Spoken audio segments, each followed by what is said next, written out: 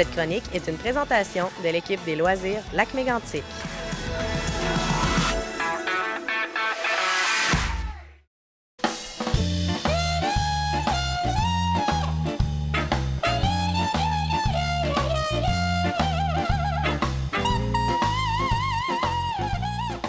On est présentement devant l'exposition de la relève ici des élèves de Montignac et de Sacré-Cœur. Et puis, on vient de terminer justement l'exposition Coup de cœur de la commission scolaire.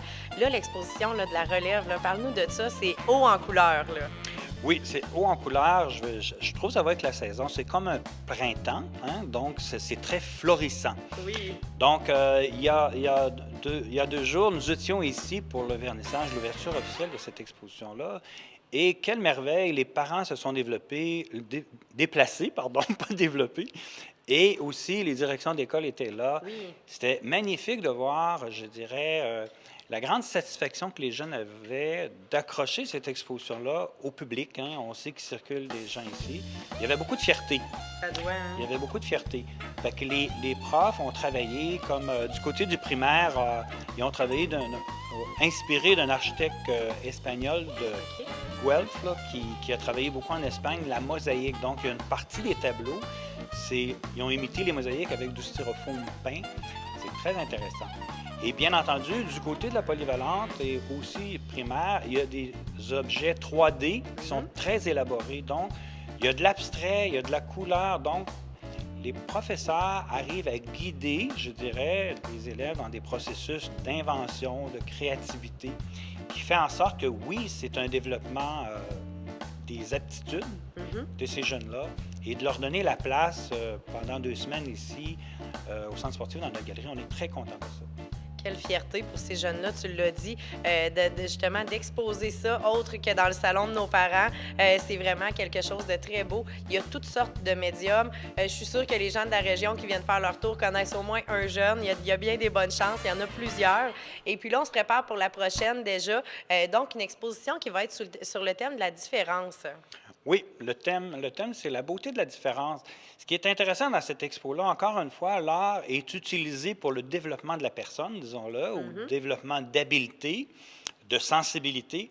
Donc, il y a 2 artistes de Québec, Senrin et M. Troing, qui sont un couple et qui ont travaillé avec 14 personnes handicapées adultes, de différents niveaux. Et elle fait la céramique, elle a fait la tête assez représentative de chacune des personnes qui ont participé. Et lui, qui est un peintre, on pourrait dire expressionniste, dans le fond, les portraits sont très colorés et très joyeux en même temps, des visages. Et le participant, lui, a fait son autoportrait. OK. Donc, c'est fascinant de voir qu'ils ont fait ça 14 fois avec 14 participants. Et cette expo-là, on l'a acceptée avec le comité de sélection. Et avec les artistes, dans notre échange, j'ai vérifié s'ils étaient ouverts à accueillir des groupes du milieu. Parce que dans le milieu, j'avais identifié, par exemple, qu'il y a la classe de René Simard, qui est professeur en arts plastiques à la Polyvalente. Il y a une classe adaptée où il y a 8 participants qui ont certains handicaps de différentes caractéristiques, mais qui travaillent beaucoup les arts parce qu'il y a plusieurs heures par 9 jours, on va dire.